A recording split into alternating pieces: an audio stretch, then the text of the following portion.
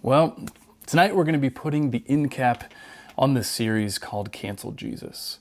And if you missed anything over the past few weeks and you need to catch up, or you just maybe even want to go back and think through some of these things again, you can always jump on over to our website, oasissalem.com, or you can find us on YouTube and pretty much watch this entire series if you want to, that's revolved around this controversial idea and all of the controversial things that Jesus said. The kinds of things that offended and angered the people of his day, and really the teachings that we've heard so often that they no longer have the impact that they really should when we hear them today. The kinds of things that if, frankly, anybody else were to say them, man, our culture would cry out and start a campaign to cancel Jesus. I mean, just imagine, if you will, the reaction that people would have if they were to hear somebody say something like Jesus when he called everybody to be perfect, just as our Heavenly Father is perfect. It wouldn't sit too well, I'm assuming.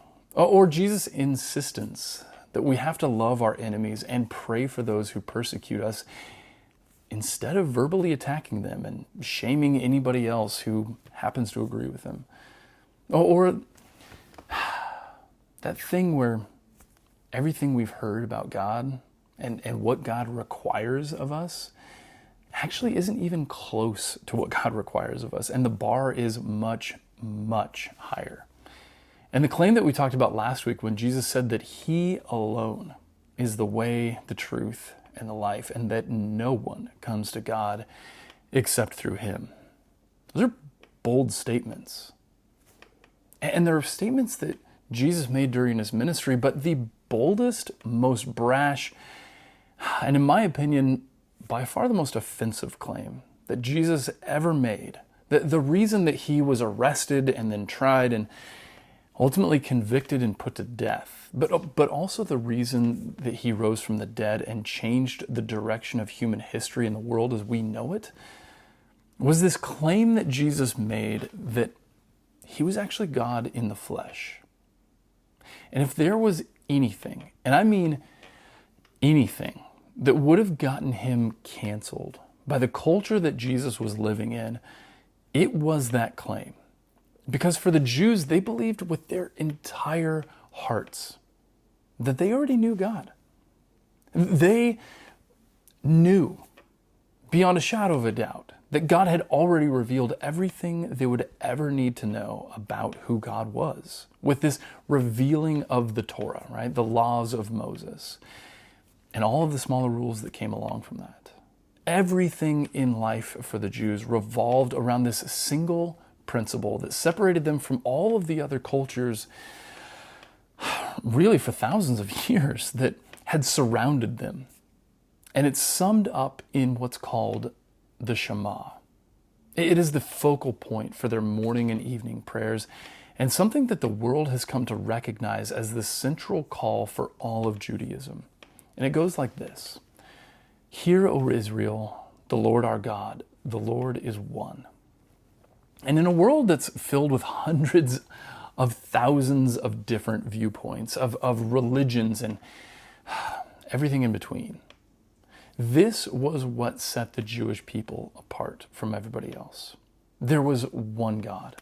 And throughout the history of the Jewish people, this God had interacted with them through people like Abraham and Isaac and Jacob.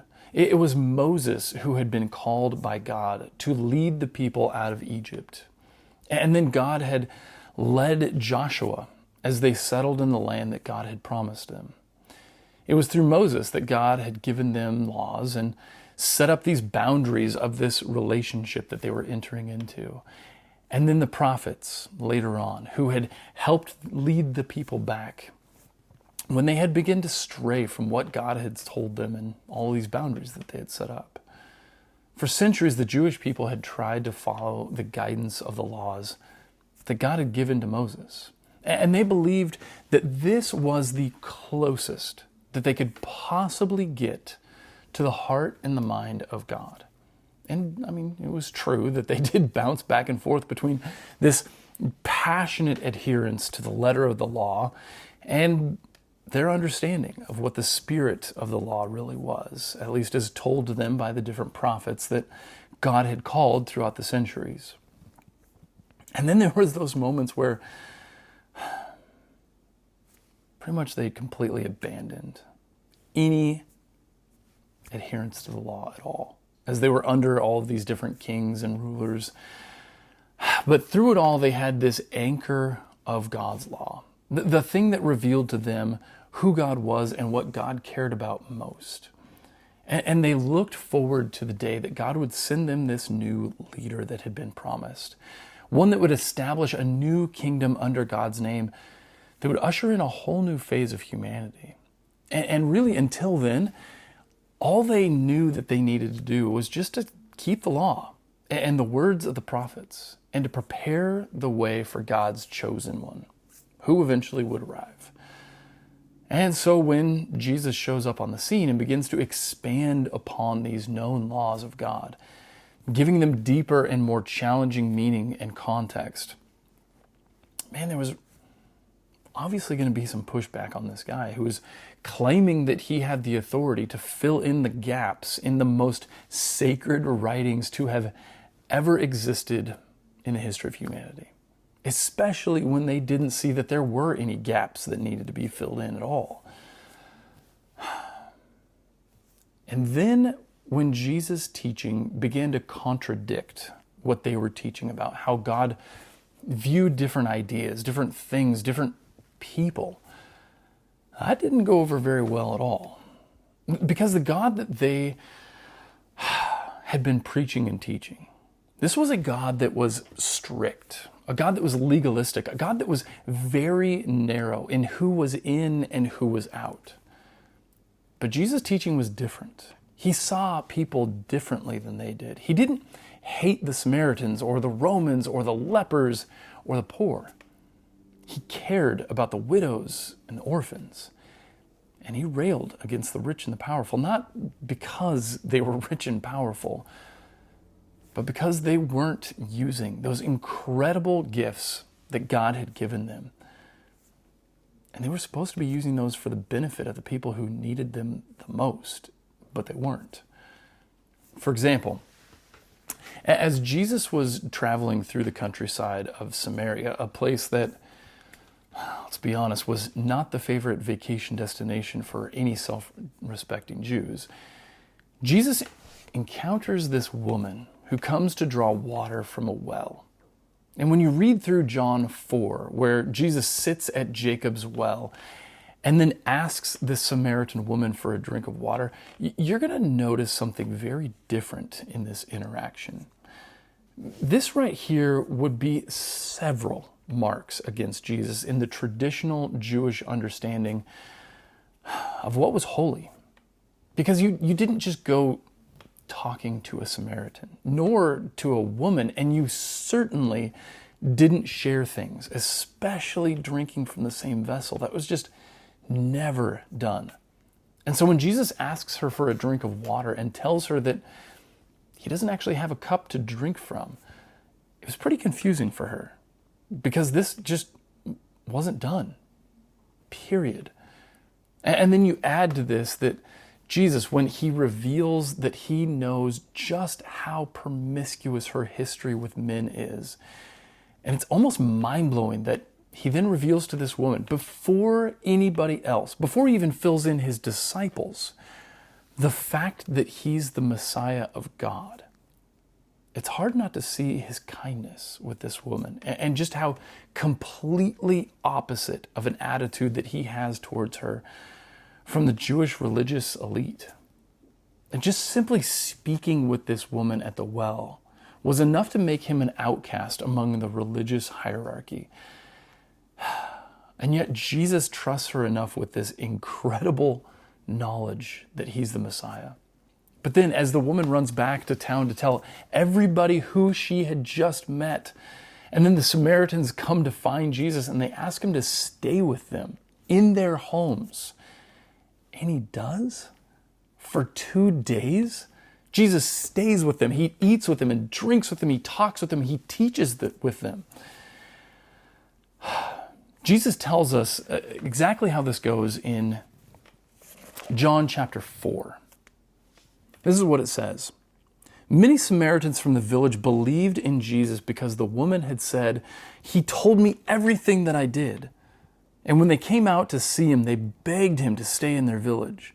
And so he stayed with them for 2 days, long enough for many of them to hear his message and believe.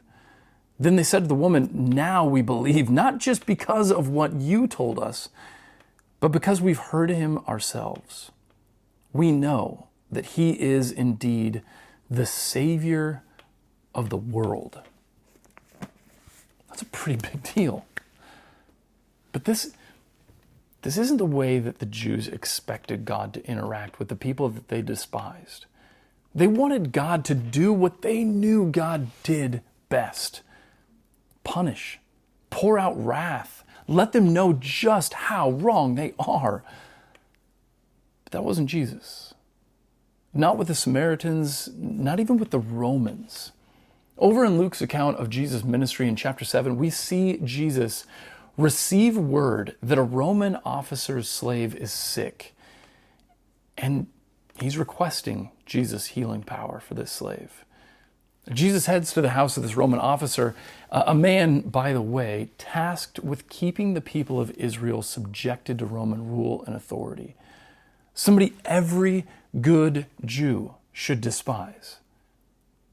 But Jesus goes to help, as if healing this man was something important to be done, something worthy of interrupting what he was already planning to do, what was going on in his own life.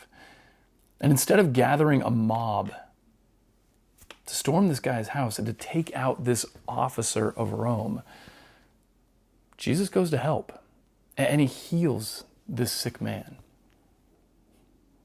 You see, the claim that Jesus was the Son of God was offensive enough. But it wasn't just the claim that was unacceptable. It was the God that Jesus was revealing that made it so impossible for people to let this claim slide. Because if Jesus was right, it meant that they were wrong about who God was. It meant that they were wrong about who they had been worshiping all of this time. It meant that the God who was exclusively theirs and against anybody who was their enemy, it meant that God was a creation of their own making. If Jesus was God in the flesh, it meant that God was far more patient, was far more full of grace, and far less angry and rigid than they had believed. It would mean that God didn't only care about the Jews. It would mean that God wasn't just concerned about people following the rules that had been carved in stone so long ago. It would mean that the bar for holiness was much, much higher than they had even feared that it was. And it meant that being the people of God was much less complicated than they had made it out to be.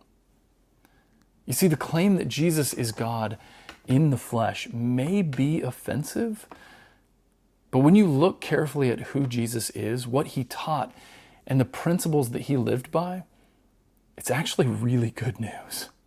Because if Jesus is the best, most clear picture that we have of who God is, then it means that the God that we all fear isn't God. The Jesus that we read about in the Gospels is a God who's more concerned with you sticking inside the lines of some arbitrary rules than he is concerned with your well-being. It means that he isn't some angry, wrathful deity who's looking for a reason to punish you like some abusive parent who's come home late from the bar after a bad day at work and had a few too many to drink. Jesus' life doesn't resound with the aloof creator who starts something and then just kind of checks out after getting the ball rolling on this universe. The Jesus that we see constantly through the accounts that we have in the New Testament is of a man who is passionate about people, who feels deeply for the things that they care about, who defends the weak, who calls out the powerful, who abuse their positions, and the people that they're supposed to be serving. He's the one who bends down to wash the feet of his disciples and tells them that all of those who wish to lead in his kingdom will be servants, not power-hungry money grubbers along for the easy ride to wealth and a life of ease. I think when I read the accounts of Jesus' life, that the most offensive thing that Jesus ever claimed, the thing that got him arrested and executed, is actually greater news than anything else he could have said. Because it means that he wasn't just a nice guy with some good one-liners that we can quote. He wasn't just a revolutionary philosopher or some great public speaker. It means that he wasn't just a powerful prophet or the world's greatest miracle worker. It means that when we see Jesus, as he walked with people, as he talked with them, as he cared for them, as he ultimately died for them, it wasn't just a guy doing the work of God. It was God, showing us the heart of a Father who cares more deeply and loves more passionately than we could ever fathom. And yes, it is pretty offensive for Jesus to claim to be God in the flesh until you meet him. And then you get to see the depth of his love for you. Then it becomes the greatest news the world has ever heard. And that is the gospel.